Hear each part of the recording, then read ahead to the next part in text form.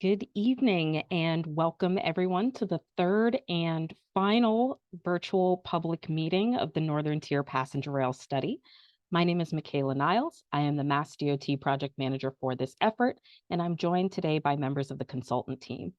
I would like to thank you all for joining us, and I would like to thank our working group members in attendance, including the elected officials on the call today.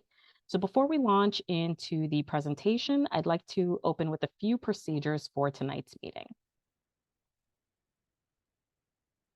So on this next slide, we'll get into a little bit of some of the Zoom controls for today. So please note that you have been automatically muted upon entering the meeting, and there will be time for questions and answers at the end of the presentation. If you'd like to share a question or comment during the Q&A period, there are a few ways to do so. If you'd like to participate verbally, please use the raise hand button at the bottom of your screen. You will then be recognized and you will receive a notification on your screen to unmute at that time. Please note that the notification will show up on your primary Zoom screen just in case any other windows may be open, such as the Q&A box. You may also type your comment or question using the Q&A. If you're participating by phone this evening, you may dial *9 and that will raise your virtual hand. We will call out the last digits of your phone number and then unmute your audio. We would like to hear from as many people as we can tonight ahead of the meeting's end at 7:30. So we ask that you please share only one comment or question at a time and limit comments to 2 minutes to allow others to participate. You can view closed captions by clicking the closed captions feature and selecting either show subtitle or view full transcript. Show subtitle will display captions at the bottom of your screen, and view full transcript will display the meeting's audio transcription in a window to the right. And if you have any IT questions at all throughout the presentation, please contact Zoom technical support at 888-799-9666. And this next slide gets into the final kind of procedural slide for today's meeting. So please also note that this meeting is being recorded. The Massachusetts Department of Transportation may choose to retain and distribute the video, still images, audio, and/or chat and Q&A transcripts. And by continuing attendance with this virtual meeting, you are consenting to participate in a recorded event. All recordings and chat transcripts will be considered a public record. So if you're not comfortable being recorded, please keep your microphone muted, refrain from utilizing the Q&A. And finally, all questions and comments are welcome and appreciated. We do request, however, that folks refrain from any disrespectful comments. So now moving to today's agenda.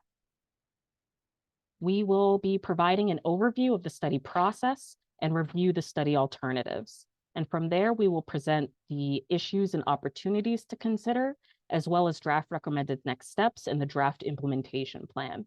And finally, we'll open up the floor for public comment and outline next steps for the study.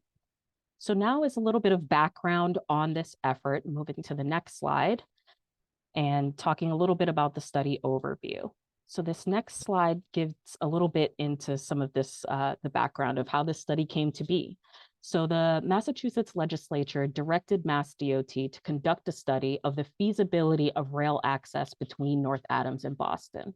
And so in fulfillment of this directive, this conceptual planning study seeks to assess the economic and environmental benefits, as well as any associated implementation challenges, and identify all necessary improvements to support restored passenger rail service along the corridor. And the next slide talks a little bit about this process. So this chart outlines the study tasks, with each step building upon the previous one, with public participation serving as the foundation of the study, which is being carried throughout. And today we'll be discussing the development of recommended next steps, task 7. And at the conclusion of this task, the study process will be documented in a draft report, which will be released for public comment and then finalized in a final report. And so just to refresh on some of the goals and objectives of the study on the next slide, the goals and objectives for this study were developed based on feedback received at the onset of the process. And these goals are to support economic development along the corridor, to promote transportation equity, and to minimize the impacts of transportation on public health and the environment. And so with that, I will now turn it over to Anna Berry, project manager for the consultant team. Anna? Thank you, Michaela. In the next study, next few slides, we're going to review the basic alternatives that we've developed over the course of the study. The next slide shows the process that we've used. We have used a two-phase process to develop the service alternatives, the types of service that might be offered by a Northern Tier passenger rail. During phase one, we developed two basic alternatives, a lower investment alternative and a higher investment alternative, to show how you develop alternatives and how you evaluate them.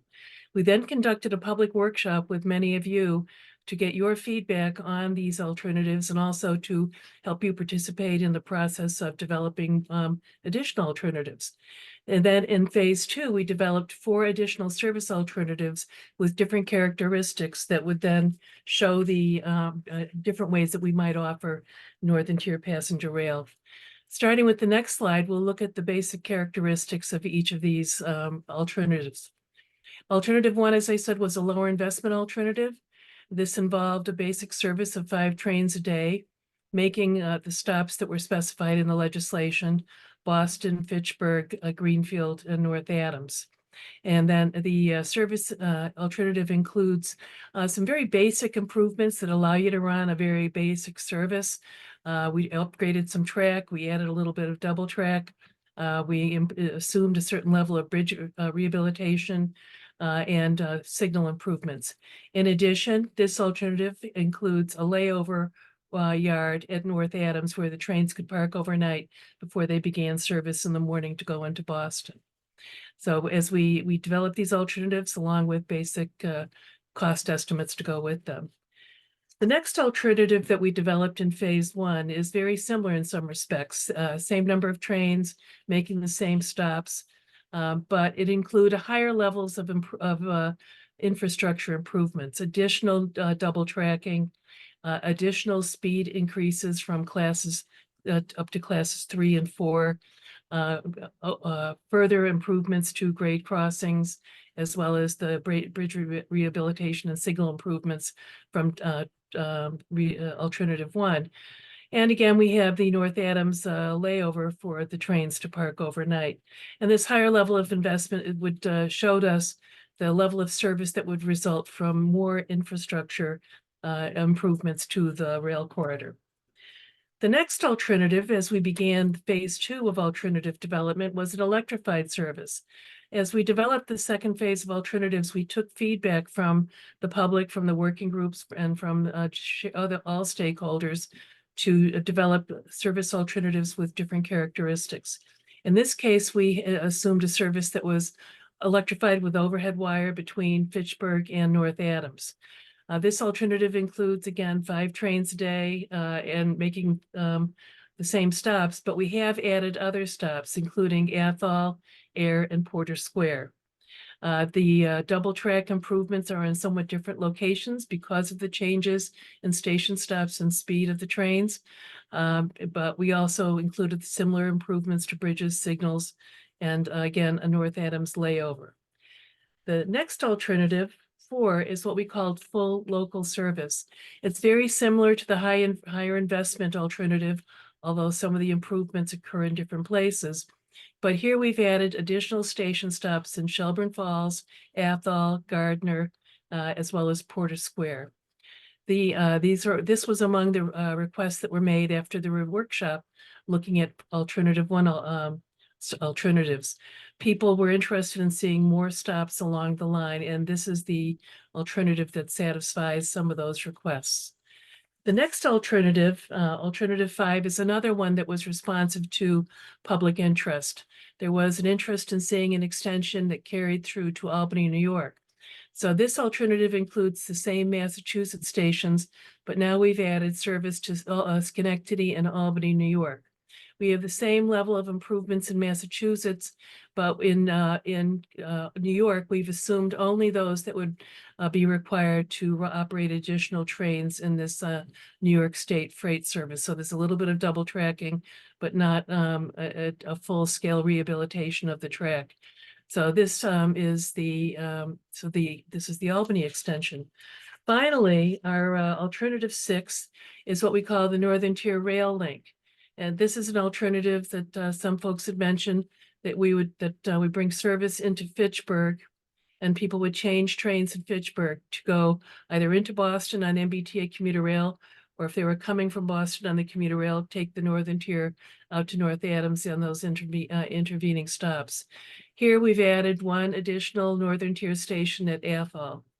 This level of improvements to the northern tier path rail infrastructure between Fitchburg and North Adams is similar to the earlier additional increases in track speed, rehabilitation of track, North Adams layover, and we also rehabilitate a siding in Fitchburg. I should have mentioned previously that the Albany alternative is the only one that does not include a North Adams layover, since we assume that the yards in the Albany area could accommodate the new trains from the northern tier. And now I'm going to ask my colleague Paul Nelson to talk us through some of the evaluation characteristics. Thank you, Anna. On this slide, so now that we've had an overview of each of the alternatives, there's a few slides here, and they do tend to be eye charts. So I'll walk you through each category. But the idea here is that this is how the 6 alternatives compare under a number of different criteria, all based on the overall goals and objectives for this alternatives analysis. So you can see here and on the following that we'll have a table across the top. You can see that each column represents the values for each alternative, 1 through 6. And the criteria that we're listing here, is talking about the frequency first. So some of these things are very similar across the alternatives. So you can see that we have 5 trains per day across all of them. That was selected in developing the alternatives so that we could basically try and get a train in the morning peak, some midday trains, an afternoon peak, and then a late night. So just a full day's worth of respectable service to meet all the different trip making characteristics that we had seen in our evaluation of the existing conditions. You can see the coverage area and population served is really just listing out the stations and how they stack up against each other. Many of them are pretty similar, but you can see we've got the New York stations for alternative 5.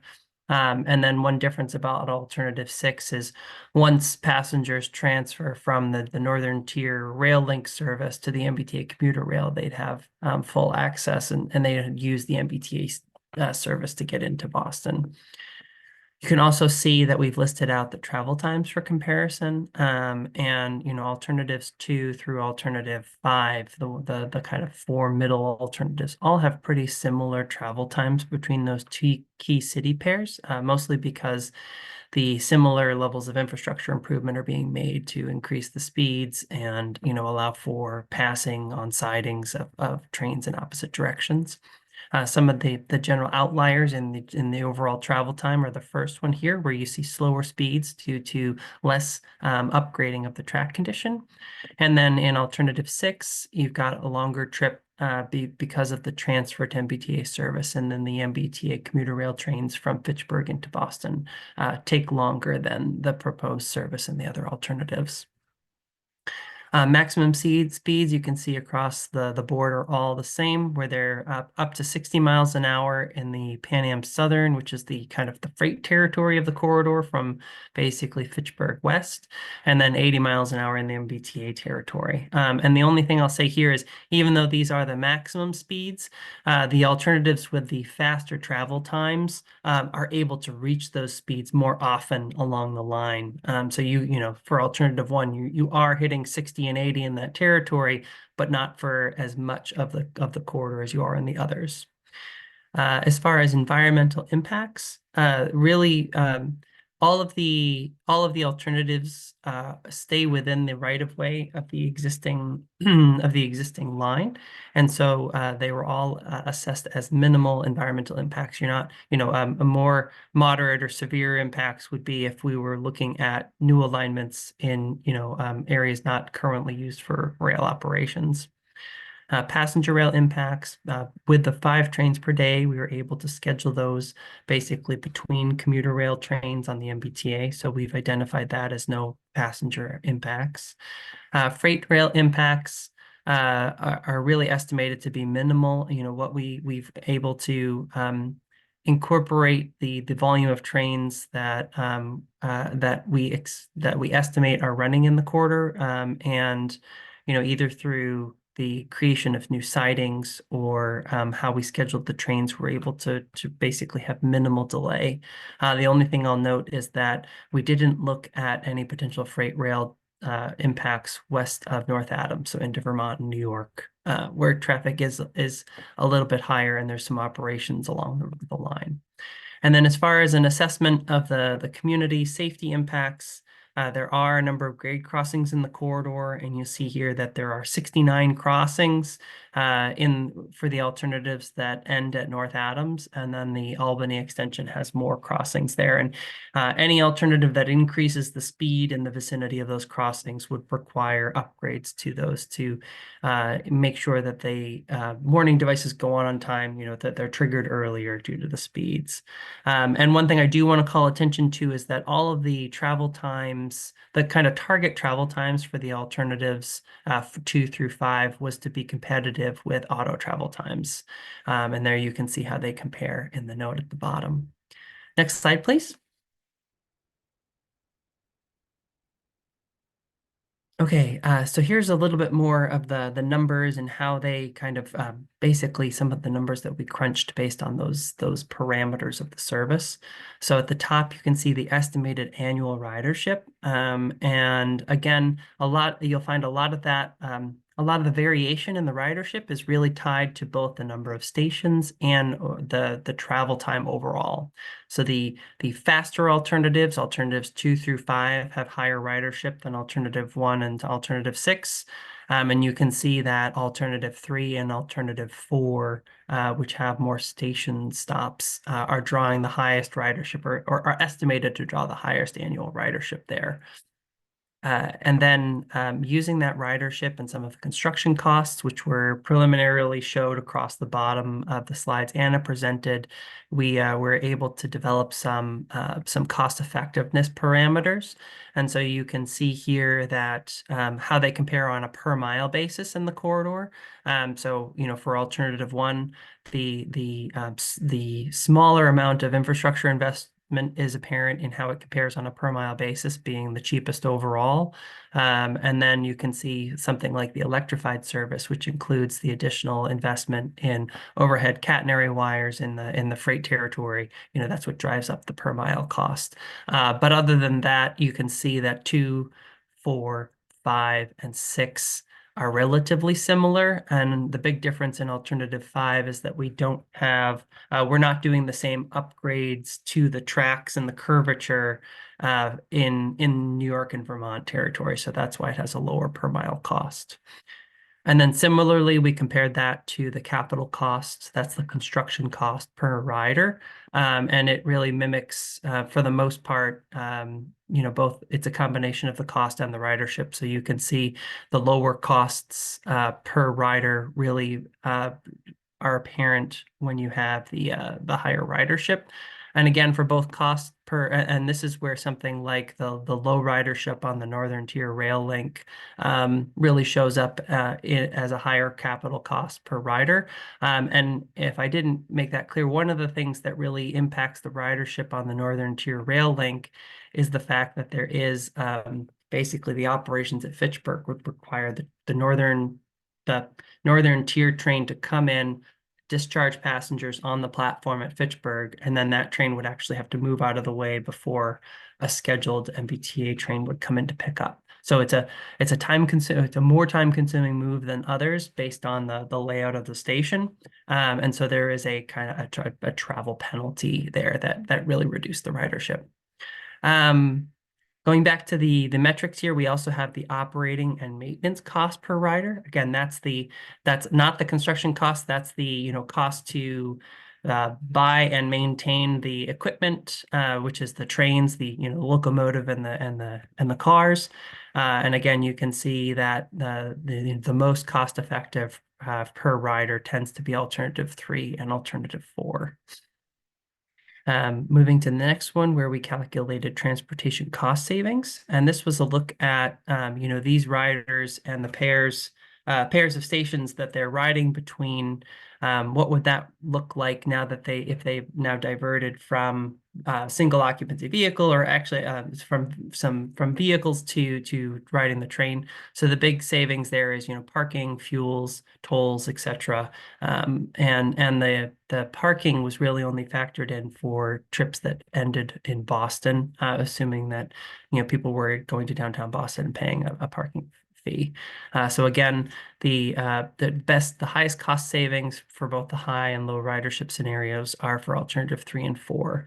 And you can see that they kind of fall off when you get to alternative 6. Annual VMT reductions are similar.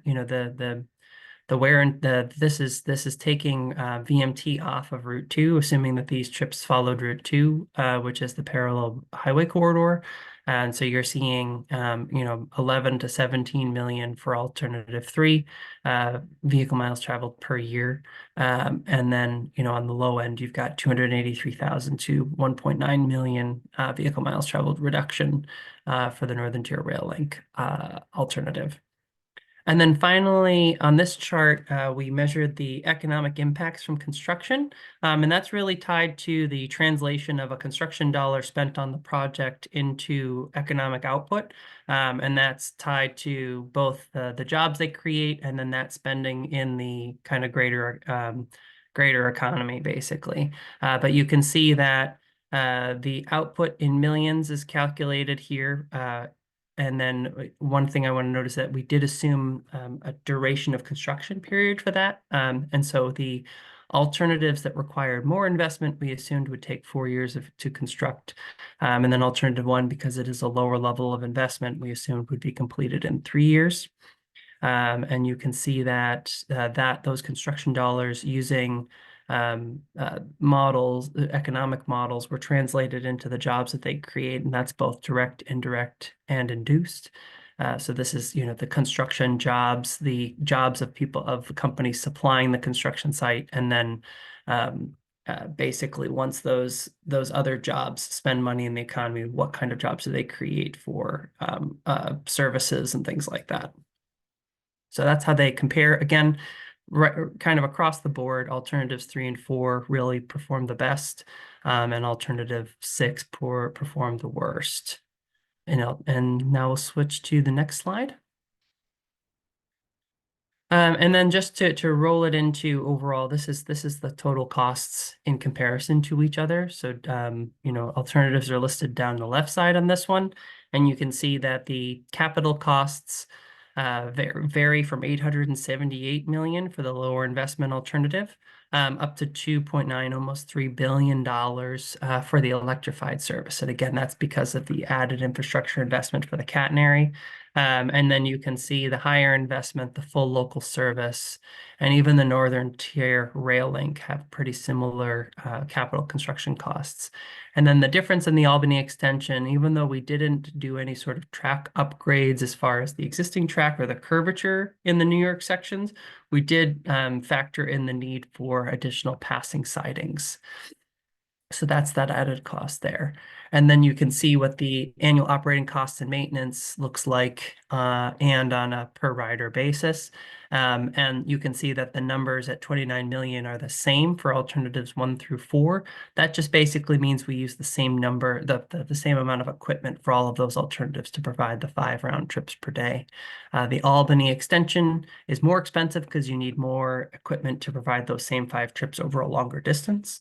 And then in the Northern Tier Rail Link, because it is a shorter distance, you can provide the same 5-day frequency of service, 5 trips per day, frequency of service with less equipment. And that's what's shown here. And then how it calculates out. So again, alternative 3 and alternative 4 score the best on that measure of effectiveness.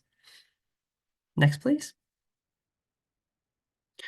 And the final way we looked at comparing the alternatives was using a benefit cost analysis, which is a really widespread way of looking at infrastructure investments, and used especially on federal grants, and other programs like that to compare between different types of projects. So not only between alternatives of the same kind of service, but also between projects. And in general, a cost-benefit analysis of 1.0 or greater is meant to reflect a project that really a project that provides more benefits than costs. And so what you're seeing here, it's those projects with BCAs over the ratios over 1.0 that are, the most competitive for those discretionary grants. And so what I'll do here is there's a number of factors that we've summarized here for each alternative that go into the final number at the bottom, which is bolded.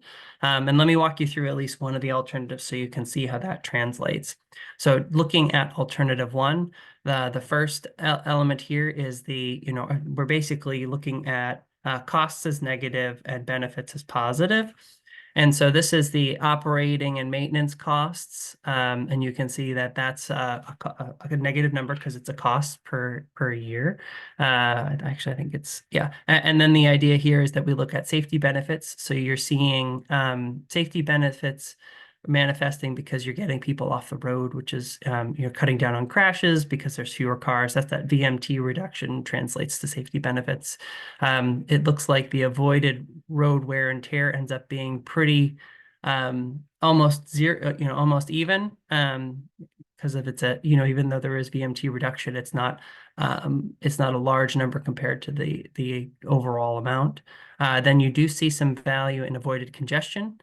And then the avoided emissions are broken into two pieces. There's the emissions that all except CO2 is the first one, and then CO2 only. And the big difference here is that you're seeing in the values for the different numbers is that a diesel-powered train versus a gasoline-powered car, diesel has higher emission rates outside of the CO2. So what you're seeing in these alternatives is that the ridership and the number of cars it's able to take off the road doesn't counteract fully the diesel emissions. And then, but you can see that it does have a net benefit in CO2. So you're taking enough cars off the road to have a net positive benefit. And again, it's higher for the alternatives with the higher ridership. Then we also looked at property value increase, and this is in the vicinity of the stations. There's a demonstrated increase in value by the addition of train stations with active passenger service. And that's within a half-mile radius is what we used to look at that. And the big factor here was the number of stations. So the more stations you have, the more basically real estate value you have within a quarter mile of a station. So that's why alternative 4 is much higher than the others. And then this all wraps up into the total benefits, and you can see for these alternatives, it was still negative. And then total costs factor in, and that's usually the top of it. So to get a net present value, that's negative. So overall, the benefit cost ratio for alternative 1 is negative 0.44. But you can see that the alternatives 3 and 4, which I've been talking about scoring the best on our evaluation criteria, are the least negative. So basically it reinforces the same findings that we found in the other steps of the analysis. Move on to the next slide, please. So just to summarize these as a series of key takeaways, all the alternatives are estimated to provide connectivity, mobility, and choice. You are introducing, new service to a corridor which lacks options like this, and that there are positive environmental and economic impacts overall. And again, like I mentioned, alternative 3, the electrified service, and alternative 4, the full local service, generate the highest ridership, and all these measurements associated with them. And now I will transfer things back to Anna, and we can keep moving. Thank you, Paul. Now we're going to talk about some of the issues and opportunities presented by the alternatives that we've developed. Next slide talks about one of the first of these. During the duration of our study, the Western Mass Passenger Rail Commission was convened and also completed its deliberations on trying to develop an understanding of which public entity ought to build and manage intercity passenger rail service serving Western Massachusetts. This was a diverse committee. I think a number of you sat on this commission. It held meetings throughout Western Massachusetts to hear input from the community stakeholders on this particular question. And in late 2023, the commission wrote its report that recommended that Mass DOT should continue as the lead agency responsible for developing and overseeing current and future intercity passenger rail service in Massachusetts. And that would include services connecting Boston, Springfield, Pittsfield, and other cities and towns within the Commonwealth. And this would also apply to a Northern Tier service. And just noting that this is intercity rail service, which is what we're talking about here, as opposed to commuter rail service that's operated and overseen by the MBTA. In the next slide, we see the next opportunity we have, but also a challenge at times will be the integration of service with a Northern Tier service with other services. Also recently, in late 2023, Mass DOT announced a new branding and approach to developing intercity passenger rail services in Massachusetts. And rather than referring to specific areas, locations, directions, they have tried to use a more inclusive approach to branding this and calling it Compass Rail. It corresponds to Commonwealth Passenger Rail, but it also indicates it includes all directions of the compass. So again, this is intercity rail, not commuter rail. It also includes a very important hub for intercity passenger rail services at Springfield.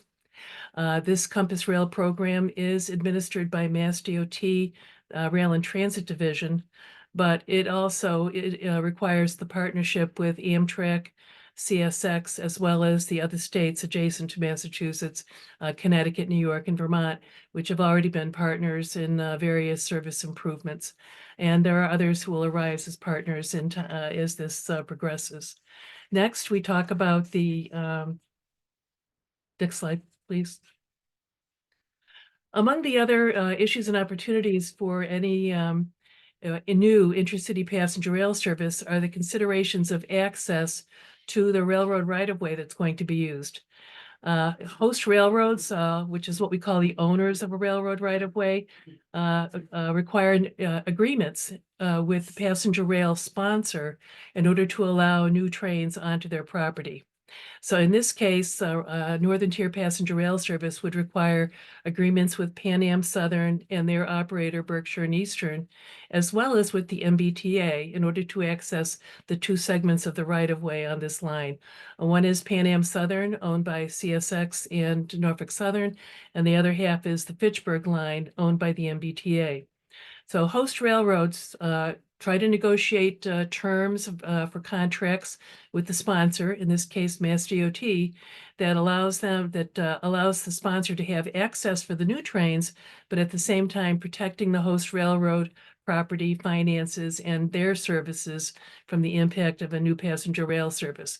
The more trains you have on a line, the more opportunity there is for things like delays. This Northern Tier service also would require an agreement with a passenger rail operator, in this case, Amtrak. Amtrak is the current operator of intercity passenger rail services in the U.S., and Amtrak and the host railroads would both need to consent, all need to consent to any service plan and implementation plan, and also all would have to agree on an application for federal funds. Host railroads do get into a number of different areas when they're negotiating with a passenger railroad sponsor. They usually want to be held harmless from any cost. So a host railroad is going to want to be reimbursed for, or to make sure that the sponsor covers all of the capital costs for actually developing the infrastructure improvements. They want the passenger rail sponsor to cover all operations and maintenance costs once the service starts operating.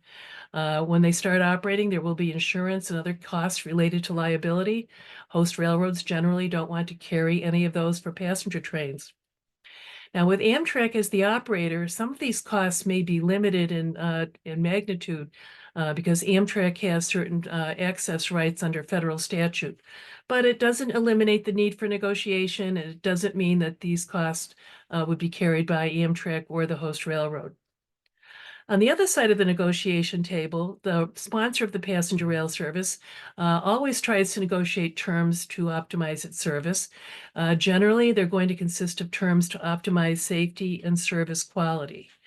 Now, all railroads have to follow the regulations, the safety regulations of the federal USDOT, Federal Railroad Administration. However, passenger railroad may want to have enhanced requirements. They may want safety reports and safety programs that go above those minimum safety requirements. And in looking at service quality, the passenger rail sponsor obviously is going to want to optimize the on-time performance of their passenger trains. They may look to a scheme of incentives or penalties or other terms that would induce the host railroad to make sure those passenger trains are operated on time. So it is an area of issue and opportunity, but it requires a fair amount of effort to achieve all of these things with the various parties involved. Next, we'll talk about another area of issue and opportunity, looking at the existing infrastructure along the northern tier right-of-way. First, we have to recognize that the Pan Am Southern Freight Railroad is a strategic asset for the Commonwealth. It offers a freight rail right-of-way and also in its redundancy with the Boston and Albany line, its resiliency for freight service in the Commonwealth. However, there are some areas of concern or interest, at least things to look out for. The Hoosick Tunnel, running out in the western part of the state, has significant state of good repair issues.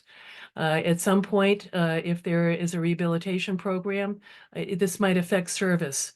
It's a single track tunnel, and in order to do any kind of significant rehabilitation in the tunnel, you might have to interrupt service. So this is something to keep an eye on for the future, that service outages would have to be planned, and we usually use a bus bridge for these things, but it's something you'd have to plan for and be aware of as we move forward. There are other unknowns about the state of infrastructure. We don't have detailed reports on bridges, and it's conceivable that when we do get those, the costs of bridge rehabilitation might be inflated.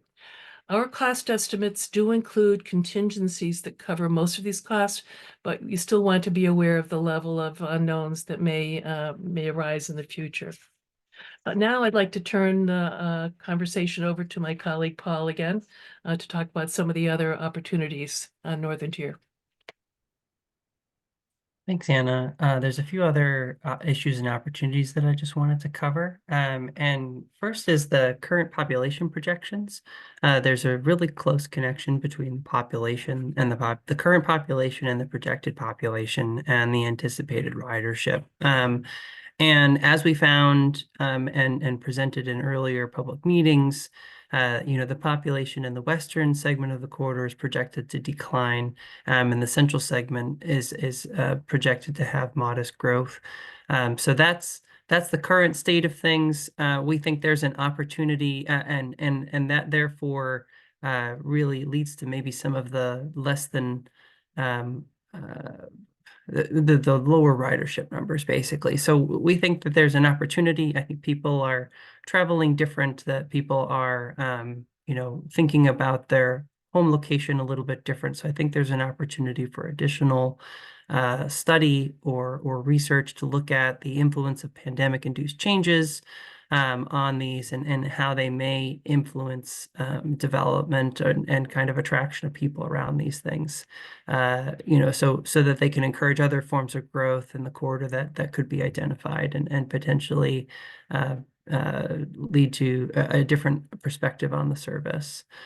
The next slide covers another issue and opportunity we wanted to mention, and that's focusing on the intersection of housing and transportation, and really housing and other municipal services tied to this.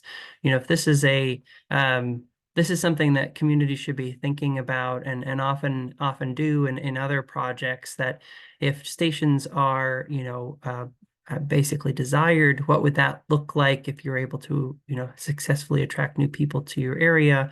That would have spillover effects on other elements and systems that these communities plan for.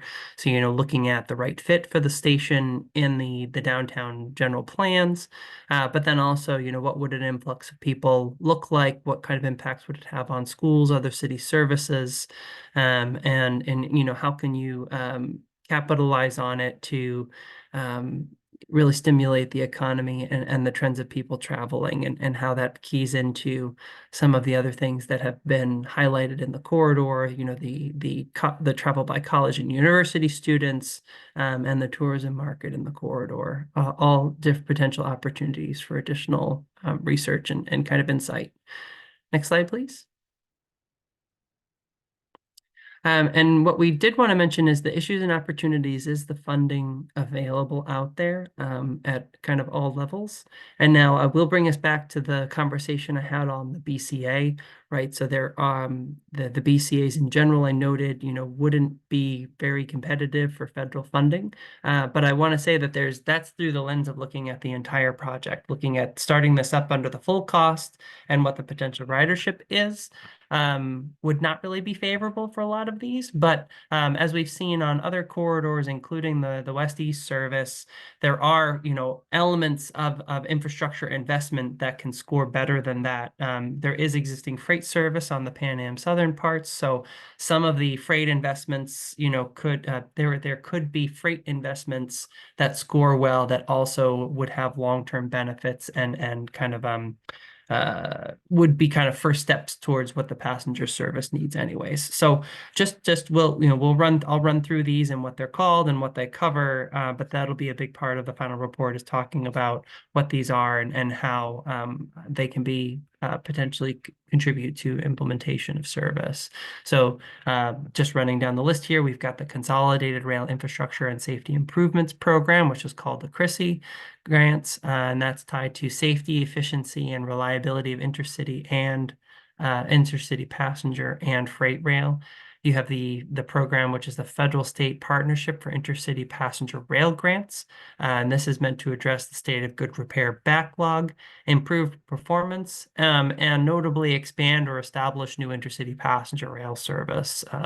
It's a program that's seen a lot of activity around those new services. There are the kind of less rail focused and more broadly focused programs like National Infrastructure Project Assistance Program, which is known as the Mega Grant Program. This is looking at large, complex projects that can generate national or regional economic mobility or safety benefits. And then you have the Infra Program, which is officially titled the Nationally Significant Multimodal Freight and Highway Projects. Again, because they can be different modes, but they're national or regional significance to improve safety, efficiency, and reliability of the movement of freight and people. Then there's the Rural Surface Transportation Grant Program that's meant to improve and expand the surface transportation infrastructure in rural areas to improve the connectivity there. And then Railroad Crossing Elimination Grant Program. Again, there are a number of grade crossings which would need to be improved, and one of the ways you can improve grade crossing safety is to eliminate and kind of consolidate. So that is an option, maybe in some of the areas. And then there's the Rebuilding American Infrastructure with Sustainability and Equity, and that's often abbreviated to be called RAISE grants. And they can pay for road, rail, transit, and port projects that promise to achieve national objectives.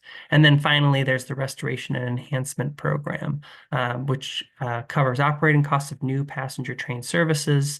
And then that funding gradually declines as service is introduced from 90% to 30% over the 6 years of the grant program. Moving on to the next page, we outline a few other funding possibilities. So these are the issues, they're the opportunities really for potential funding. There are state programs, there's the capital projects that, for capital projects, you can look at direct legislative appropriation and authorization. All of the state agencies have authorization of the state bond cap funds. And then there's the Commonwealth Rail Enhancement Program, which goes towards operations and maintenance. And then there are the Transportation Trust Funds and the Commonwealth Trust Funds. So these are the means that the state uses to pay and fund transportation investment. On the local scale, you have, the list of things here, especially around, I know that things like parking user fees are very common around, say, like MBTA commuter rail stations as a way to keep up and maintain activity and operations and maintenance of, say, the stations and things like that. So there is kind of a portfolio of this would be one of many sources of funds for that upkeep potentially. You can look at joint development, transit-oriented development as these things are anticipated to attract ridership. And then there's other ways of doing that as listed here. The next slide, I believe I start to turn it back over to Michaela. So on to Michaela. Thanks, Paul. So yes, as part of kind of the next section in this presentation, we'd like to talk a little bit about some of the draft recommended next steps.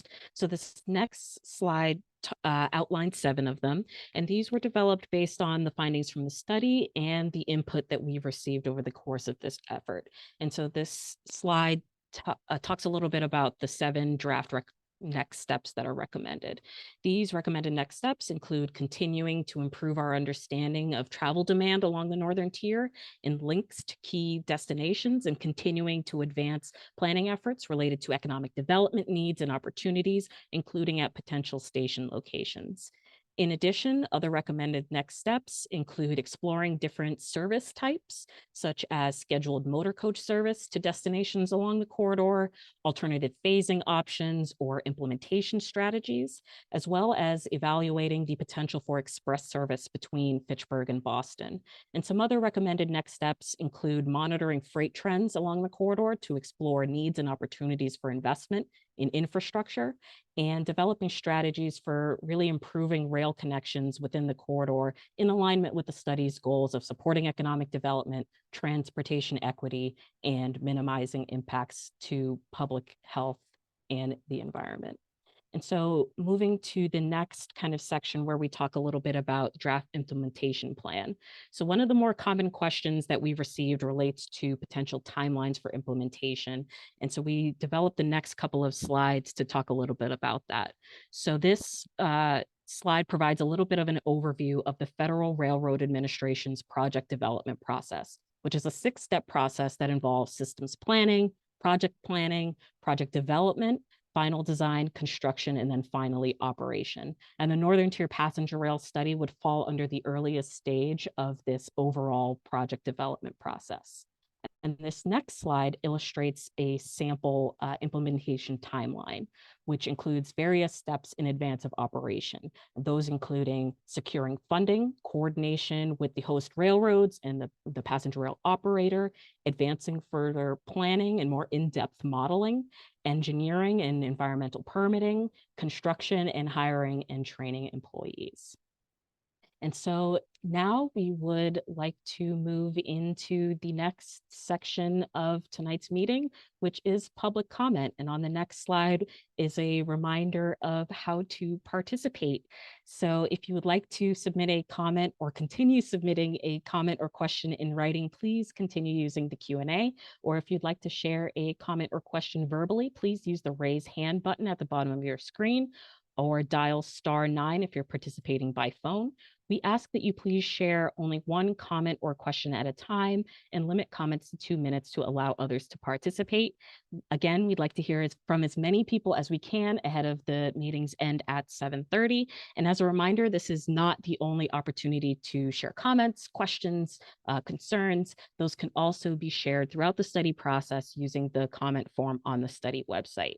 And so first, I would like to start with any comments or questions from elected officials or members of their staff on the call.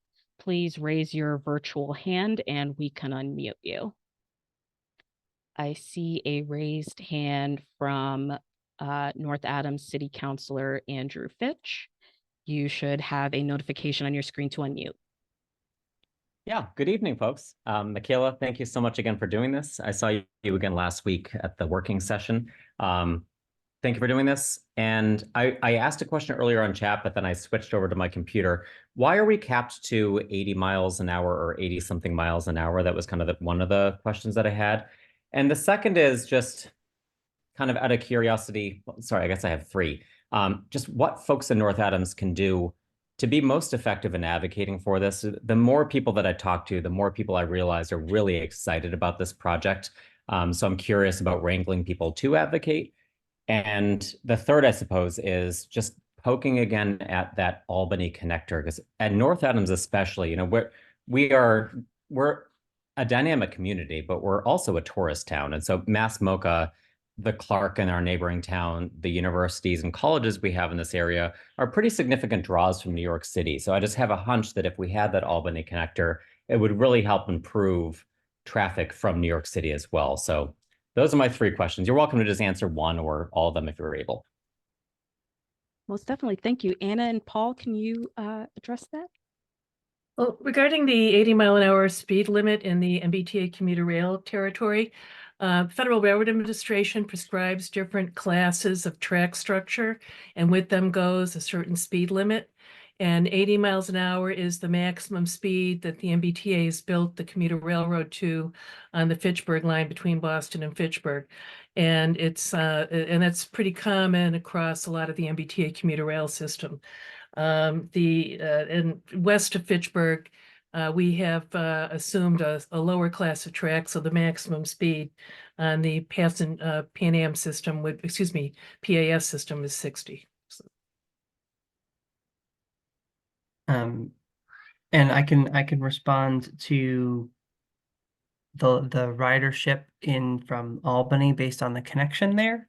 So one of the things that the resources that we used for estimating the ridership was the existing location-based services license that Mass DOT has for understanding travel. So with that, that's a process where the pings from your phone are logged basically, and the companies use algorithms to kind of piece together trips. So we did look through the trips that are provided, but that license that Mass DOT has is limited to the geography of the state of Massachusetts with a buffer around it. So unfortunately it covers most of the Albany area, but it does not cover New York City.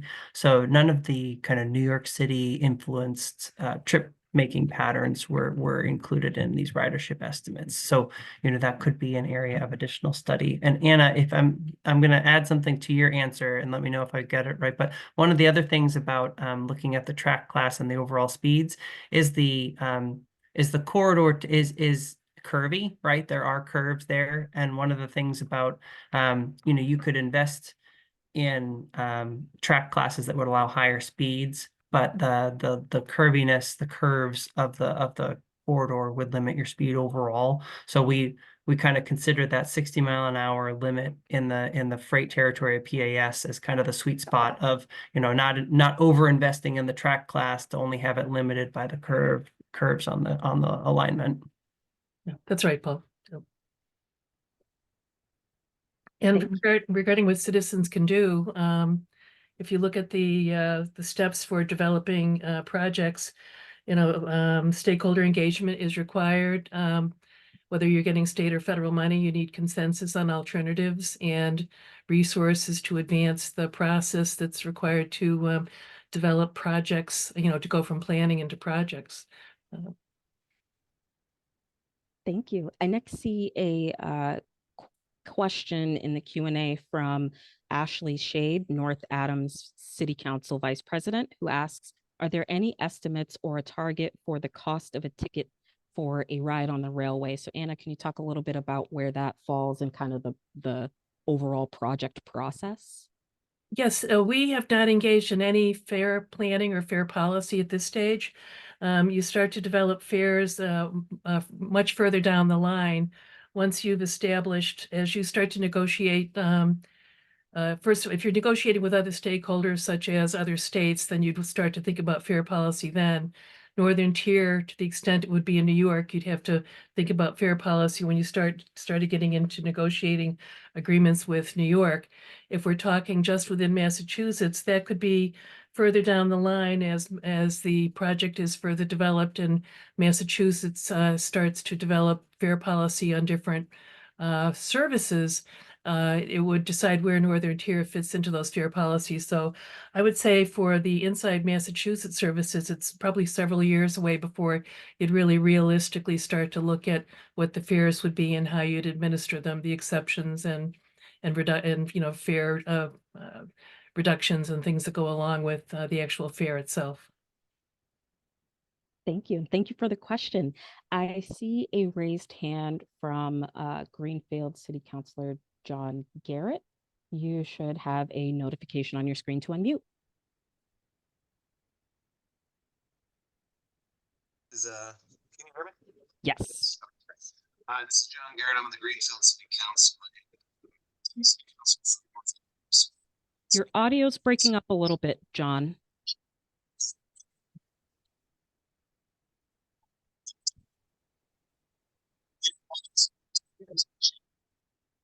Can't hear you as well.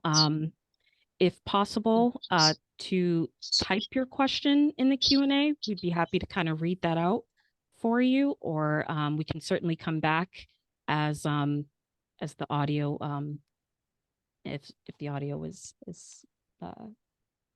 fixed. So please let us know. I see a question in the Q&A from Senator Comerford, 2 questions. The first is how many people are participating tonight? We currently have 240 attendees on the meeting tonight. So thank you all for joining us and being here. We appreciate your comments, your questions, and your participation, not only tonight, but throughout this entire process. And I see another question, a couple of questions from Senator Comerford, who asks, the first being, in terms of recommended next steps, does Mass DOT have the funds necessary to undertake this work, and is it within the current scope? So Paul talked a little bit about some of the different funding opportunities and kind of each of them can be used for different types of activities. So maybe Paul, could you talk a little bit more about some of the opportunities that could be used for maybe further planning that was recommended? Yes, I can. So several of those federal programs specifically offer planning phase grants. So you don't have to have an engineered or design plan ready for construction. So specifically, many states and many supporters of passenger rail service have been using the federal state partnership for intercity passenger rail grant applications, which are awarded by the Federal Railroad Administration to kind of get things moving. And so, you know, the body of work from this report could be used to put a grant application together. That's probably the most common starting point that we're seeing right now. And then you know, we've also seen that, you know, the interest in introducing passenger rail service and the improvements associated with that on a corridor are often a good starting point for conversations with the host railroads. And usually that is one way that could lead to a collaboration that ends up in some of the other grants that support both freight and passenger rail. So there are primarily, I think the resources that we're talking here would be federal grants for planning phase services, right, to do the next phases of work here. And I think like, yeah. Michaela, does that cover what you were thinking? Yeah. Okay. Yes, thanks, Paul. Another question from Senator Comerford asks, what was the BCA for West-East via the Pittsfield to Boston service? So maybe Paul or Anna, could you talk a little bit about kind of the BCA and how it compares to some of these other services? And in the interim, it kind of answered one of the questions in the Q&A related to East-West, but that link, in case anyone is interested in taking a look at the East-West passenger rail study that was completed, looking at that corridor, that link is in the Q&A. So Anna or Paul? I don't specifically remember the BCA number for West East, but I do recall that there were extremely high design and construction costs and fairly low ridership costs. So I would speculate that it was probably, comparable to what we're seeing here. Although the population areas it goes through are a little higher, so conceivably it might have been better. I don't know, Paul, do you remember? I'm looking here, so I don't know. So I might ask Price if he's familiar with it at all. But otherwise we can get an answer to that. I'm not. I was doing the same thing. I'm looking to see. I'm not sure. Thank you. If there are any other questions or comments from any elected officials or members of their staff, please raise your virtual hand and we can unmute you. I'll give it a few moments in case anyone is reaching to dial *9. I see Mayor, you should have a notification on your screen to unmute. Mayor of Greenfield. Hi, thank you so much for this wonderful presentation. Can you hear me okay? Yes, we can. Yes, I just wanted to tell you, this Northern Tier Rail would actually be a game changer for our community. Its benefits, it would be numerous, and the public transportation in Franklin County has remained a challenge, and this would be something that would make such a big difference to our community. I hope it comes to fruition, and I just wanted to come to this meeting tonight to encourage you to go forward with this. And if there's any way that we can help, it would mean so much to these communities in the West. And thank you. Thank you so much. We appreciate your attendance and for being here. And we appreciate everyone for being here and sharing your comments and questions and feedback with us. I see a raised hand from David Martin of the Acton Select Board. You should have a notification on your screen to unmute. Hello, thank you. I was wondering about any synergy or overlap with the aspirations to electrify commuter rail, especially with alternative 3, obviously. Two things: are there cost implications if the projects overlap? And if we choose an alternative other than 3, and this project moves forward, would we be having diesel locomotives operating in an area, potentially operating in an area where the commuter rail portions have been electrified? So as we developed the alternatives and the cost estimates, we made an assumption that the MBTA would be electrifying the commuter rail system. And so we did not include electrification of commuter rail territory as part of this project scope or part of its cost. And given the time frame it takes to develop passenger rail services, we thought it was a fair assumption that the MBTA would have made progress. It's conceivable that the MBTA would electrify the commuter rail system out to Fitchburg, and that any initial Northern Tier services would be operated as diesel. But that's not an extraordinary situation if that's the way project development wants to phase the service and how it's going to be built. Thank you. Michaela, if you don't mind, I was able to find what I believe is the BCA for East West. So Great. okay, I'll just share it verbally, but it does exist, and it looks like a number of different scenarios were tested, all around alternatives 3, 4, and the 4-5 hybrid, and they all scored relatively low, but not negative. So what I'm seeing is a BCA ratio that varied from 0.08 to 0.12 in a discount in a situation where they discounted it at 7%, which I think is similar. We'll have to compare and see how apples to apples the two are, but just for folks that were looking for a comparison number. So the BCA for East West was not above 1 either. Thank you. I next see a raised hand from Senator Comerford. You should have a notification on your screen to unmute. Thank you, Michaela. I am unmuting only to say thank you to you and Anna and Paul, because tonight's rather momentous. You know, the bill that started the study passed in 2019, and on behalf of the state and federal delegation along the Northern Tier, I just wanted to say thank you. This is certainly not the end of our conversation, as you've noted, but it is a precipitous moment, right, where we're getting information that you have gathered from stakeholders and you've through your own research.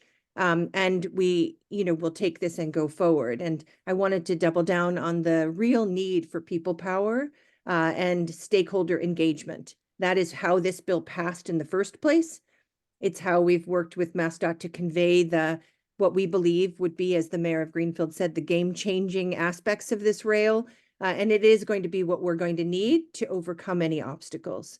So please know that the entire Northern Tier corridor delegation is united in support of moving forward at the fastest pace possible to explore what's next. Thank you so much. Thank you, Senator. I next see a question in the Q&A from Laura of the Greenfield City Council, who asks, who will take the lead on applying for the federal grants mentioned? So each of the grant programs have different kind of applicants that can apply to them, but maybe Paul, can you talk a little bit about some of the entities that can apply for some of these funds? Sure. It's very specific to each, in the terms of the federal grants, it's actually pretty specific to each grant program. So some of them are pretty wide open. Sometimes it's MPOs, communities, like the Reconnecting Communities grant, which we didn't list. I know that individual communities can receive that. So often it kind of follows this state DOT, MPO, and kind of municipalities can apply. I believe in this situation of the Fed state partnerships, coalitions like around rail service can also apply and be awarded. So it would be a variety of potential applicants, usually done in coordination with the others, right? Like the idea is that a key to many of these grant applications is to get letters of support from other groups that kind of have a say in how this goes. So and some of them, and then some of them are more limited, where it might just be the state DOT or transportation agency that it could apply. I would imagine that RTAs also are in the mix for many of these, and this area is served by a number of them, so that could be another vehicle for that. Thank you. I would now like to open it up for members of the public in attendance. Please continue to share your comments and questions in the Q&A. And if you have any comments or questions that you'd like to share verbally, please use the raise hand button at the bottom of your screen. There are a couple that are in the Q&A that I'd read out. One question from Joe, who asks, is the reason the expected ridership for the Albany extension alternative, is it so low because it only counts passengers using that section? So maybe, Paul, can you talk a little bit about kind of the Albany extension and kind of the relationship between travel time and the distance there? Yeah, sure. So actually, once the service connects to Albany, one of the things that's a factor there is there actually is competing passenger rail service from existing Amtrak Lakeshore Limited service. And so because the route from North Adams through Mechanicville and parts of New York is a little bit more circuitous, it actually has a slower travel time than the actual competing rail time, I'm pretty sure. So that's one of the things that I think impacts any of that, and in the nature of these types of corridors, Boston being such a huge population center compared to other places is going to be kind of the primary attractor for that. So because when you're looking at Albany to Boston service, you do have that competing service, which is faster. The model basically assumes people aren't as likely to take this new service for that. And I think that gets to part of it. And then the idea is that there would be other connections, but between Albany and say like North Adams and things like that, but you're dealing with a smaller number of trips in general. And then it's a slower trip, right? Like when you're looking at that this corridor is in direct competition with auto travel times. And it's not, even though it was possible to get that from North Adams and Greenfield into Boston, it's not really the same apples to apples comparison or competitive comparison between trip times there. Thank you. I next see a comment from Joe who says at last week's session, someone advocated for a stop in Williamstown to offer service to students at Williams College. And Joe agrees with that important addition and also wanted to note that an important stop in Charlemont would provide service to recreational business there, such as Berkshire East and rafting on the river. So thank you, Joe, for sharing those comments. We appreciate it. And we appreciate you all for taking your time out this evening to be with us. I next see a raised hand from Carl. You should have a notification on your screen to unmute. Hi, thank you very much for making this possible. I did have well, I've heard a lot about the something with new passenger lines attracting ridership, not necessarily from car trips, but from people who otherwise wouldn't have traveled. Is there a particular anything in place to specifically almost like an advertising campaign to attract new ridership from car users?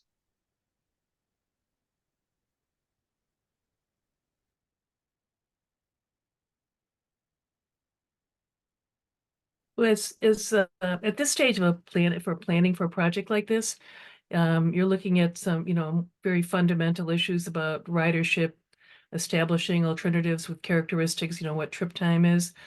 As you move closer to actual implementation, and you also, as we've talked about in our next steps, they have the opportunity for the cities and towns to work with the state to get ready for and to induce people to use a train service or to make a town ready to receive a train service.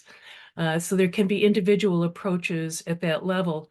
But the type of marketing program you're talking about generally happens closer to the actual opening of a service.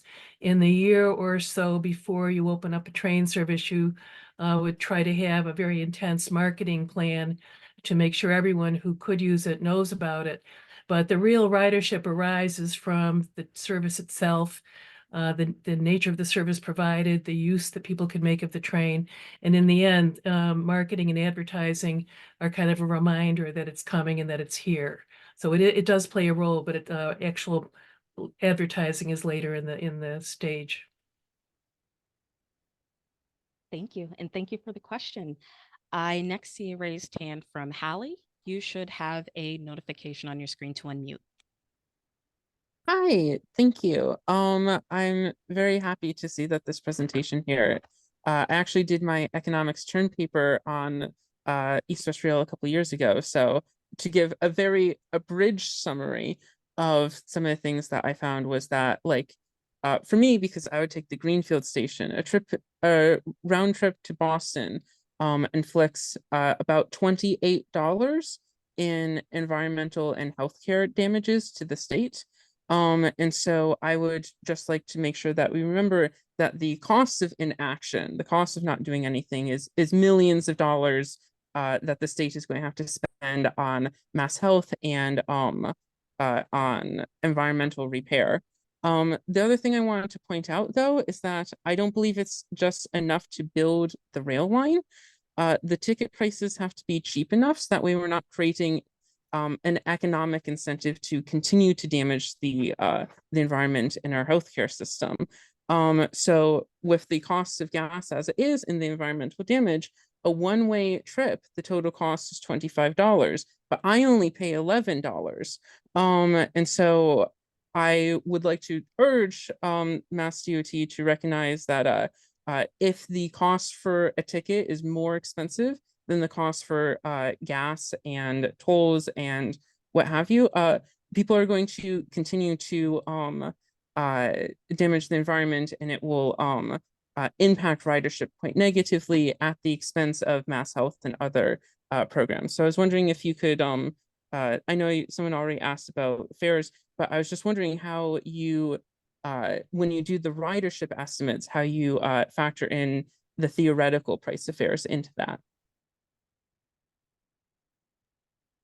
In developing the ridership estimates, we didn't consider fares. We considered the attractiveness of the service compared to the time and other factors, and using an automobile for the same trip, as well as changes in population that would occur over time. So it just assumes that people would be induced to ride if the service were more attractive.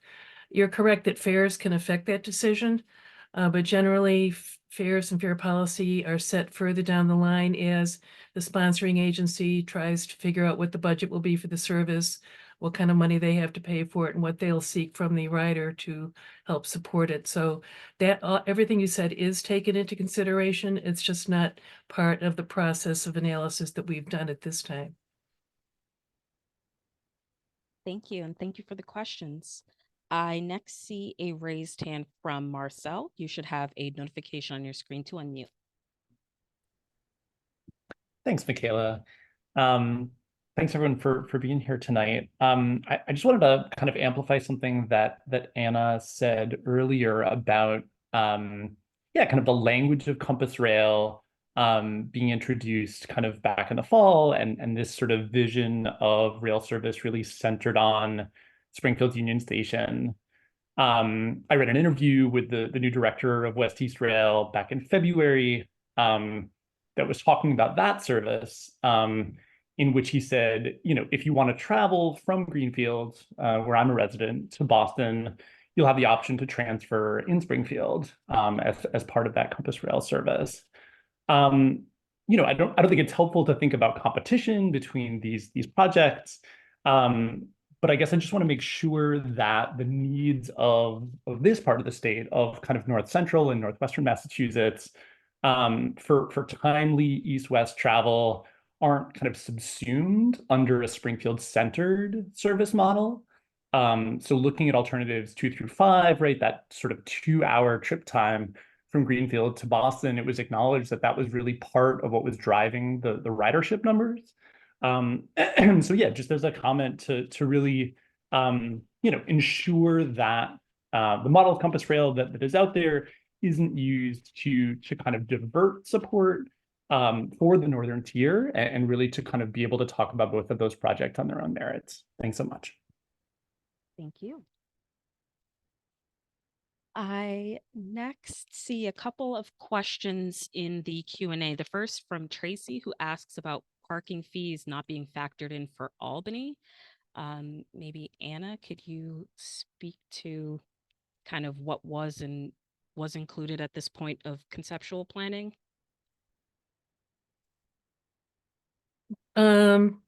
Actually, Paul might be a better person for that, or one of our other colleagues. Nobody. Yeah. I mean, we did not consider parking fees in Albany as part of the transportation cost savings. Thank you. I see a question from Amy, who asks, is it anticipated that any grants or incentives from reducing CO2 or particulates might apply to alternative 3? And if so, have those already been incorporated into the cost estimates? We have not incorporated revenue sources into the cost estimates. The cost estimates are purely the cost of making the infrastructure improvements. It is conceivable that there's a wide variety of grant resources beyond even what we've listed in the presentation. So conceivably, there would be others that could benefit from them, but we have not included them we have not netted them out of the current cost estimates. Thank you, and thank you for the question. I see a question in the Q&A from Alice, who asks, how difficult would it be to add the catenary afterwards for alternative 4? That is, could the improved electrification be added later, or is it simply not cost effective? It's definitely doable. The Amtrak and State of Massachusetts added catenary to the New Haven to Boston route, 24 years ago.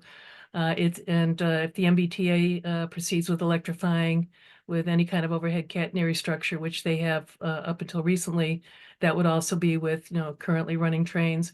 So it's something that's quite feasible, but it does mean that you have to adjust service. If you're already running service, you will have to make adjustments as you would for any or most improvement programs on an existing railroad. You have to make some adjustment, run trains at different times, run bus bridges, or make adjustments that allow for all of that work to take place, but it is feasible. Thank you. And thank you for your question. And thank you all again for all of your comments and questions in your suggestions. We appreciate you taking the time out of your evening to be with us. I next see a raised hand from William. You should have a notification on your screen to unmute. Hello, and thank you for running this. This is a great presentation for a great project. I'm in Montague Center, and I just want to echo Mayor DeSorger of Greenfields. This will be a game changer for communities in Franklin County. Once, as a transit nerd, I experimented with, can I get from Montague Center to Cambridge on public transit? And the answer was yes, with 2 FRTA buses, 3 MRTA buses, the MBTA Fitchburg line. It took 5.5 hours, but it only cost $17. Doing that in 2.5 hours or 2 hours would be fabulous. But a big question is, are you looking at the ability to increase frequency, which would generate more ridership generally as public transit goes? With 10 or 12 years before the service actually starts, we're going to see not just the population changes, but also a lot of changes from climate change and perceptions of travel needs. And there might be demand for more trains. It's negotiation with Pan Am Southern, but is that something that you're factoring into your plans and thinking 5 for now, but we might be able to run more? Well, intercity passenger rail services such as this one generally have a lesser frequency. But we started out with a fairly reasonable complement of 5 trains in each direction a day. It's absolutely possible for the state and the communities that support it to further analyze what the impact of additional trains, as well as the cost of those additional trains, and make a decision at some point as they implement this project or in the future to decide to increase it. But for now, 5 is a pretty good start, such as, similar to what you saw in the Downeaster, that for a new passenger, intercity passenger rail line. But it doesn't foreclose anything in the future if you have the appetite and the funding. Thank you.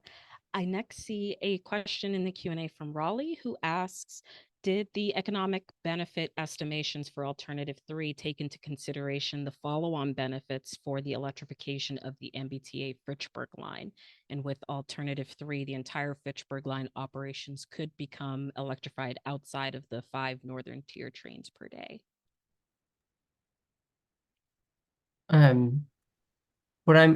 guess the answer to that is we didn't calculate the benefits, but we also didn't carry the cost of the MBTA territory being electrified. So that's the way we settled that, is that we didn't look at the benefits to commuter rail passengers, but there would be with it electrified, but we also didn't carry the costs. So it's kind of off the books on both ends, is kind of how we approached it. Thank you. I next see a question from Hallie in the Q&A, who asks, does the avoided emissions estimates include healthcare costs from inhaling emissions or just environmental damages? So maybe Paul or even Price, could you talk a little bit about kind of the inputs to kind of what goes into those factors that go into the VCA? Price, I'm going to ask you to take this. Yeah, sure. Yeah, the the values that went into the BCA for the emissions benefits, and I feel like there might be another question that asks this. So it's pretty rigidly defined by the federal guidelines, and so the non-CO2 emissions benefits, such as particulate matter, volatile organic compounds, etc., those benefits they do take into account health benefits, but in a way that is prescribed by the federal government. So I don't know what's inside the black box, so to speak, in terms of how they made that calculation, but it's in conformance with the guidelines that the federal government uses for those benefits. Thank you. I next see a raised hand from Arthur. You should have a notification on your screen to unmute. Thank you, Michaela. I'm Arthur Millay, and I just had a question about, have you thought about or made any plans of how people would get to and from the stations in the smaller towns? Since in Boston, there's lots of public transit, so people can easily get to North Station, but in smaller towns where public transit isn't as available, are there anything to solve like the last mile problem that's often brought up, such as will parking be built for people who can drive to the stations, or other modes like walking or biking be put into place, bike lanes, or maybe improving the current public transit systems in those smaller towns be improved? Absolutely. When we talked about some of the next steps, it was communities, various cities and towns taking a look at their status in regard to a train service and starting to get ready for a potential train service. And those types of infrastructure and services were not part of this project, but we do recognize that they need to be planned and implemented as part of any rail service that would be started, in collaboration with the cities and towns, and especially the regional transit authorities, also working with Mass DOT. Thank you. And I think that also covers a question that is in the Q&A from Hugh, who asks about related plans to integrate with RTA bus services as well. So thank you for sharing those comments about increasing connectivity along the corridor at each of the stations. I next see a question from Richard in the Q&A, who asks, will the Pan Am Southern track be considered an MBTA service where MBTA communities law apply? Anna, can you talk a little bit about kind of the distinction between commuter and intercity rail? Right. Correct that this is an intercity passenger rail service, which is considered legally separately and apart from commuter rail service. The two are defined in federal law and are treated differently with different funding sources and different governance structures. So as an intercity passenger rail service, the Pan Am Southern the Pan Am corridor, Pan Am Southern corridor would be a corridor for intercity passenger rail and would not be subject to a statute that governs MBTA commuter rail service, MBTA services. Thank you. And thank you for that question. I next see a raised hand from James. You should have a notification on your screen to unmute. Hello, can you hear me? Yes. Thank you for taking my question. My question is about the local service option.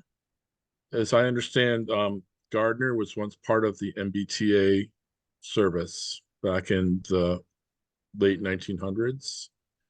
And what would the upgrades be like for the station in Gardner, and with the tracks, since it used to be MBTA, would that need to be upgraded as well, or would that be fine the way it is? So the tracks between Fitchburg and Gardner are part of that Pan Am Southern territory that's owned by Pan Am Southern. So it's definitely a not part of the MBTA property. It was used with permission of the Freight Railroad back in the day. As I recall, the old Gardner station was not very well situated. It was convenient for the Freight Railroad, but it wasn't really good location for a station. Nowadays, with with the standards we have for passenger stations, you would need something with a longer straight track in order to locate a platform. I believe we did locate at least one location we thought would be suitable for a station in Gardner. I can't remember off the top of my head what it is, but we would probably not recommend using the former location. And in any case, it's gone and would require a full construction effort, even if the location, was suitable for a modern train station. Thank you. I next see a raised hand from Sydney. You should have a notification on your screen to unmute. Thank you. This is Sid Rothstein in North Adams. I wanted to express my support for the project and the support of everybody that I know for the project. There's a lot of enthusiasm for this in North Adams. And I had a question as we move forward, a lot of the discussion seems to be moving in the direction of doing more study, which I think makes us a little bit impatient, but understand the realities. My question is, as there is more study done, what are the possibilities for expanding the analysis of economic development, which I understand to be central to the project, the legislation that kicked off the project? My understanding is that the current analysis includes just property values and economic development related to the short-term limited construction. I'm curious about the possibilities of including more robust measures of economic development and growth that might be spurred by the projects, whether that's tax revenue in different municipalities, consumer demand for local businesses, inducements for investment. And also, just to echo a point that was brought up earlier, I can imagine that there are some significant differences in post-pandemic settlement patterns that would lead to very, very different projections based on people's ability to, for instance, work in Boston and own a house in North Adams or anywhere along the corridor. So my question is, what kind of leeway is there for more expanded projections of economic development due to the project, which may, I would expect and hope, improve the benefit cost analysis? Thank you very much for all your work on this. Paul?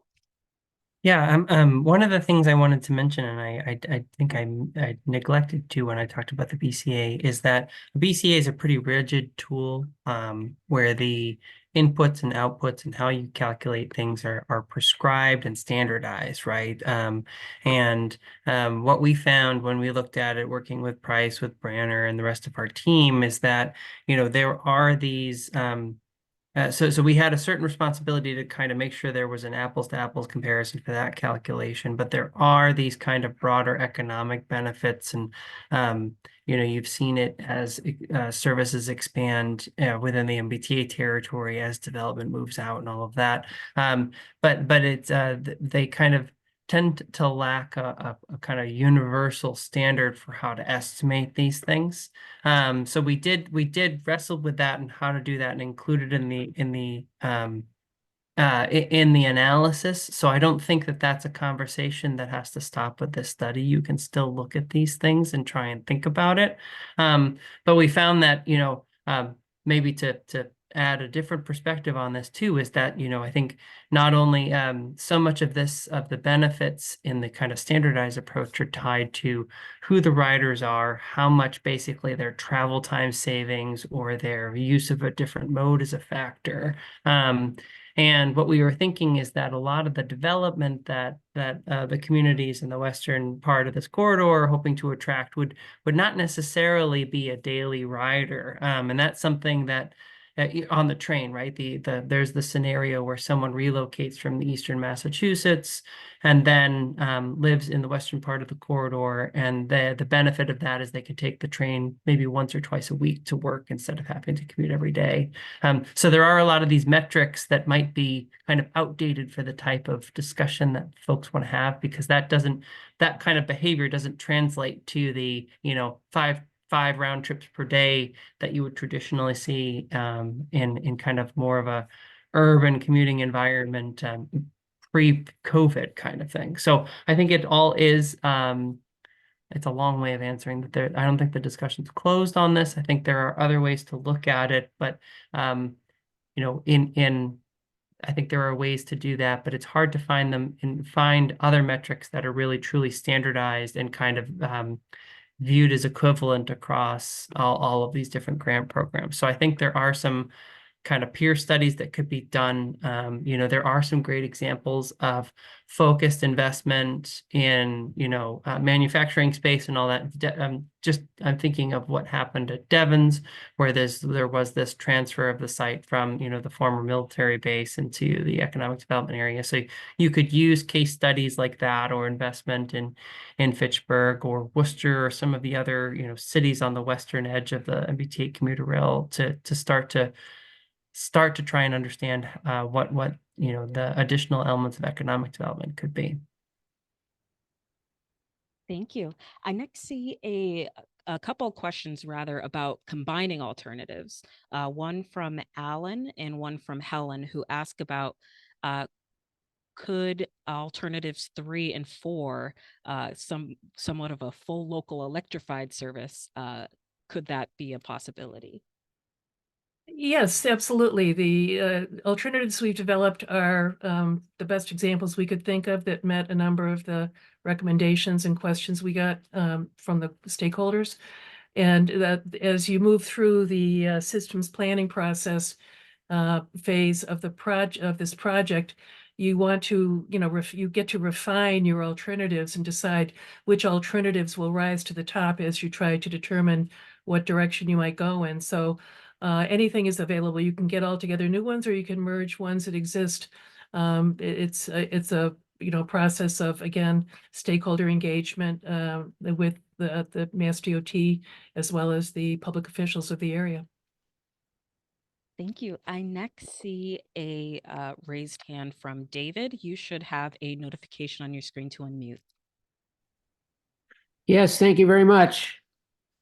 As a resident of Williamstown and a Massachusetts taxpayer, I totally support this project. And also, as a person that doesn't drive, when I go to Boston to visit my kids, I hire the limousine service. It's the only way to get there. And that cost me about $250. So for me, it's kind of a personal thing, but I can't believe that this would not be a huge benefit for, I mean, I know it would be for everybody in Williamstown and North Adams. And I'm particularly interested also in support the idea of the Albany extension, because I have a good friend in Albany, and she often has to drive over to Williamstown to see me. So anyway, that's just a comment. I don't really have a question except like, how soon can we get on with it, I guess, is my question. Thanks. Thank you. So I talked a little bit about kind of a sample implementation plan at during the presentation, and talked a little bit about the FRA kind of project development process, but maybe Anna, you could talk a little bit more about that and kind of what goes into that process.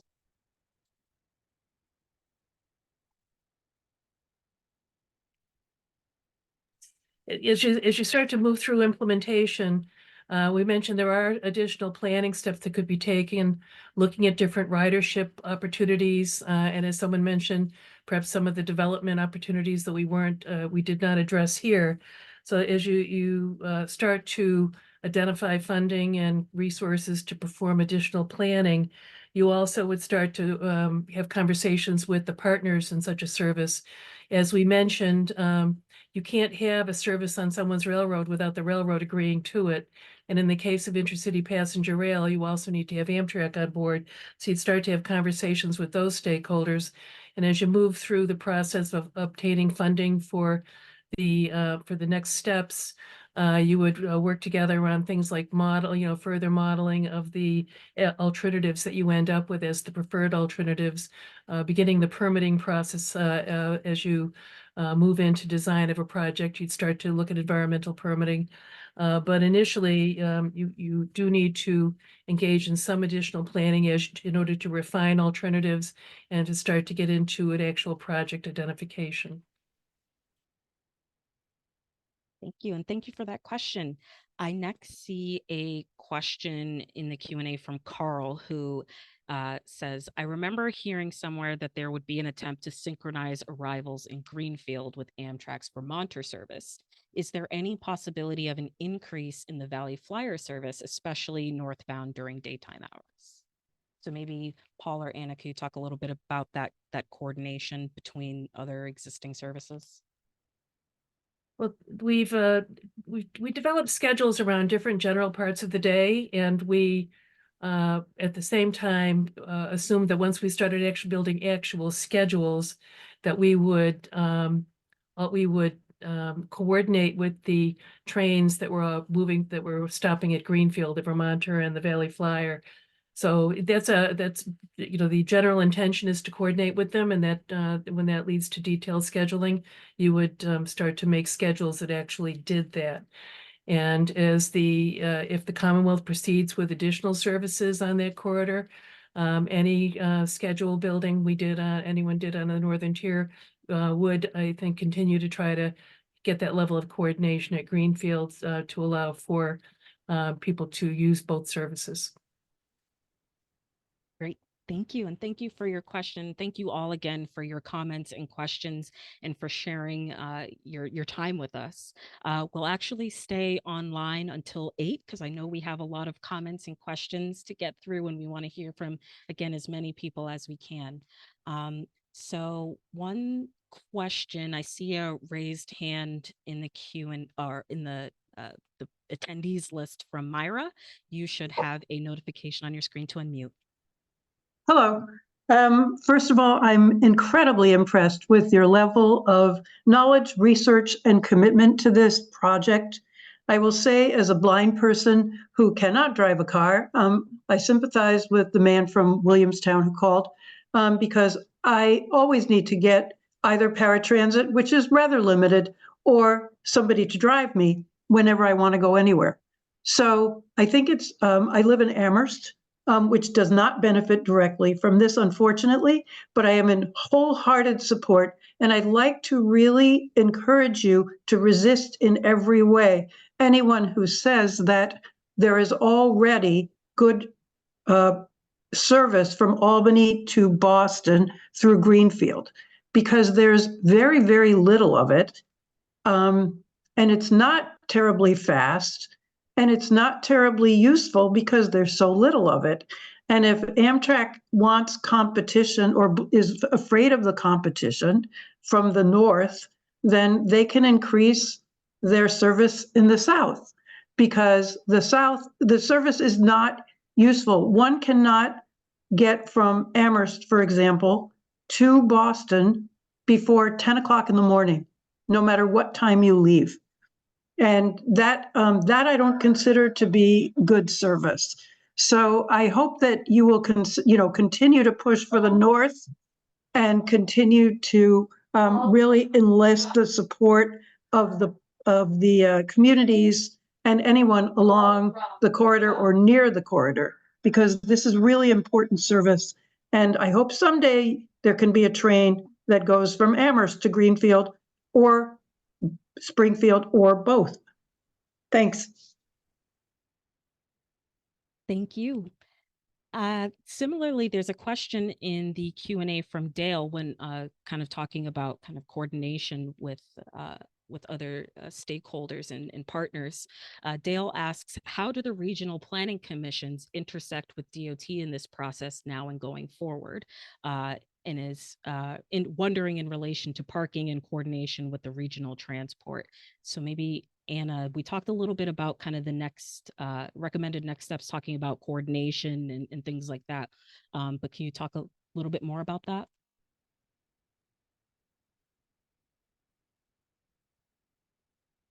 Sure. We have been coordinating with the regional planning agencies all along here. We have met frequently with them throughout the life of the project and have taken their concerns and suggestions into consideration.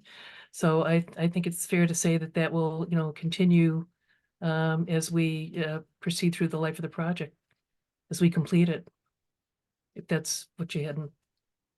Yes, thank you. I next see a raised hand from Jean and John. You should have a notification on your screen to unmute.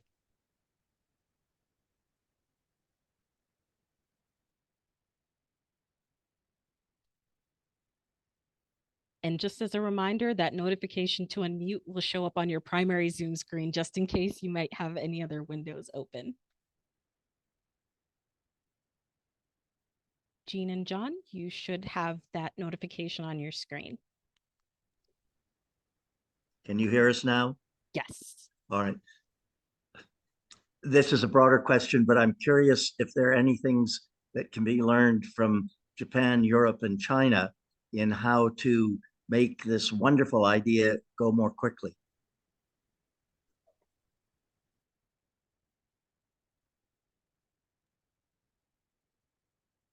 Well, technically, there may be things we can learn. There may be construction methods or something you could learn from China, but in fact, China does not have the kind of process that we have here that takes into account the interests of the stakeholders. So I'm not sure, as well as the people along the right of way. So I'm not sure we would want to look to China as a model, except maybe for some technical features. And Europe and Japan and others have built high-speed rail systems that certainly exceed what we have in this country. But and we can learn technically from them. But for planning a railroad and to begin to construct it, we have a system in place here with particular governance structures and funding structures that for now would seem to me to be the best way to expedite it because it's the way things are done right now. If there are governance structures that can be changed along the way, I'm sure Mass DOT would try to do whatever it is that makes it more efficient.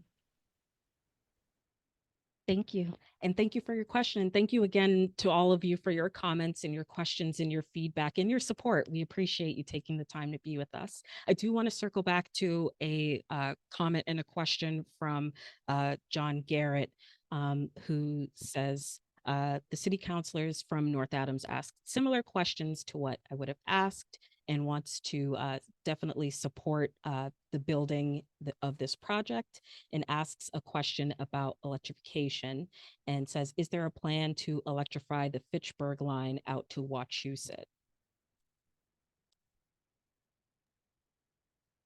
The MBTA is committed to and has an obligation to decarbonize its system. And we understand that includes, the commuter rail system. The T has announced some initial areas where they would begin that process. But the assumption we made that over time it's inevitable and that we didn't want to burden this project with the cost of MBTA electrification, but we thought it was a fair assumption that it would occur and would support this project in the future. Thank you. I next see a raised hand from Pam. You should have a notification on your screen to unmute. Hi, Michaela. Thanks. Can you hear me? Yes. Great. Thanks, Anna and Price and Paul. Paul, I just had a question, and you might have explained it, but I was just looking or thinking about your second slide, and I was just curious as to why the estimates on the ridership for the electrified option were, I think, maybe double. It's very exciting, and I just wanted to just learn a little bit more about why. Okay, thank you. Let me look back at that. So,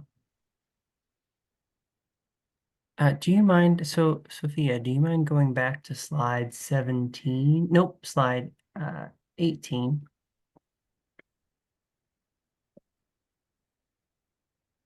So here we can see the ridership for electrified service is at an annual ridership is estimated to be between 196,000 and 304,000. So not exactly twice that of the full local service, which is the next up. But some of the things that contribute to that, we found actually the more station locations there were, the more ridership. And so that's why you're seeing that there for both the full local service and the electrified service, because they have the most stops along the line. And then I think it comes down to the travel time. You've got the electrified service ended up being 9 minutes shorter between North Adams and Boston, and that's enough to elevate the ridership. So I think that's what I would pose as the biggest reasons for that ridership. And then those just in comparison to the other alternatives, 3 and 4 are faster, and have more stops than the other services. And that's why you see less ridership on those. Thank you, and thank you for your question. I next see a raised hand from Roy. You should have a notification on your screen to unmute.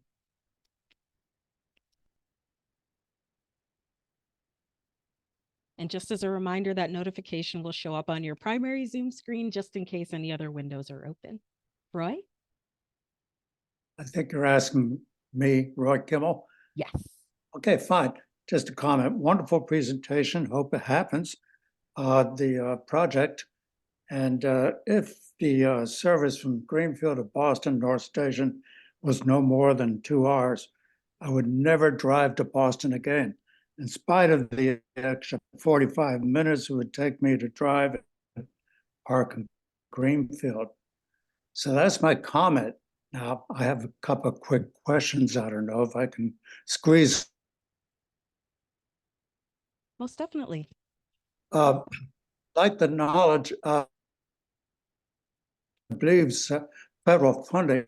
Would that be the case here, or would this be strictly a state-funded project? And if the go-ahead occurs for this Northern Tier project, could it actually occur simultaneously with the other one that I believe is a go to improved train service from Boston to Pittsfield? Call it the mid-tier route. So, and finally, who would actually operate this Northern Tier operation? That's it. Well, the funding, sorry, Michaela, were you going? Nope, go ahead, Anna. The funding theoretically could be either or both, but rail projects generally are expensive, so the state generally tries to get the federal government in as a major funding partner. So in most cases, you're going to see a service like a project like this would be funded by mainly federal with a state and some local contributions sometimes. The operator would be Amtrak. Amtrak is the intercity operator of almost all intercity passenger rail service in the country, if not all of it. And you could say that both projects, East-West and Northern Tier, are progressing at the same time.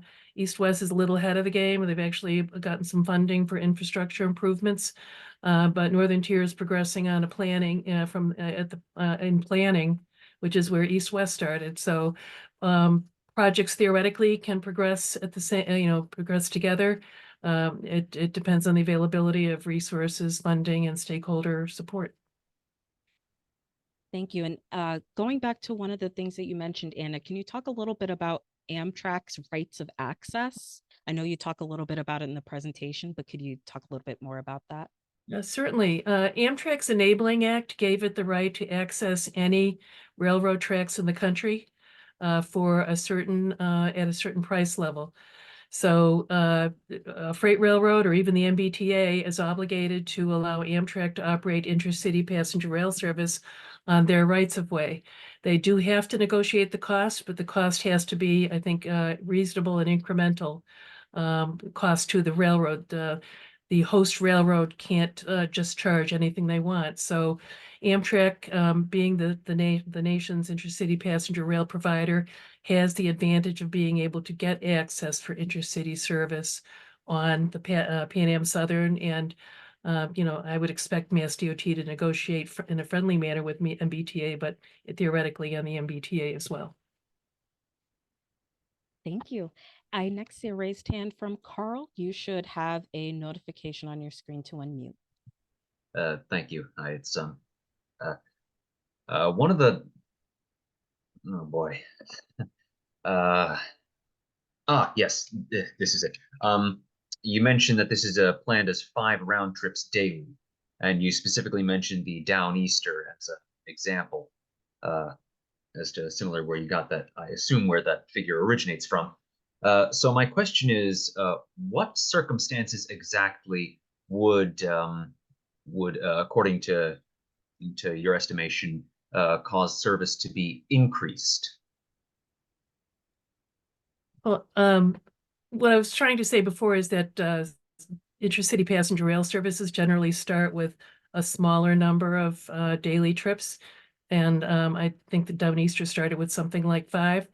But it's not where we based it. We based that number on what we thought would be a reasonable schedule to serve the trip purposes that people would use a Northern Tier. So whether it was, family visits and business in Boston, medical visits. So that's where we got the number and also the distribution of the trips. As at any point at which the stakeholder communities and the Commonwealth determine that there's a gain to be obtained by increasing the number of trips, and they're able to find the money to do that and either justify it with the construction, if it requires construction, justify it with the federal government for funding, or by the state to support additional train services operating cost. It's the will of the stakeholders working with their representatives and Mass DOT to find the resources to support such a service if you could justify it. Thank you. And I know with 5 minutes remaining, I know we have a lot of other comments and questions. And again, as I mentioned earlier, this is not the only opportunity to submit comments or questions. If you have any additional, please send them through our comment form on our study website. And for all of the comments in our Q&A that we weren't able to get to, we will provide responses following this meeting. So thank you again to everyone for being here with us, for sharing your time and your evening with us, and for sharing all of your comments and questions. So I think at this point, we will now transition to kind of next steps for this study. So moving kind of to that section, we'll talk a little bit about what's next. And so thank you all again for your input. Based on the feedback that we received today and at last week's working group meeting, we'll continue to develop these recommended next steps. And as I mentioned a little bit earlier, the study process will be documented in a draft report, which will be released for public review and comment, and then finalized in a final report. Notifications will be sent out once the draft final report has been released. So please sign up for updates on our study website if you haven't already. And so moving to the next slide. With that, thank you all for being here again, and thank you for your participation. I encourage you to visit the study website to continue sharing your comments and questions and continue the conversation about this effort. We appreciate your time again, and we will respond to the comments that we have received. Have a great rest of your evening. One thing I will note is that the materials from this meeting, including this recording and the slides, will be made available on the study website. And so with that, that concludes tonight's meeting. Again, thank you all for joining us and have a great rest of your evening. Thank you.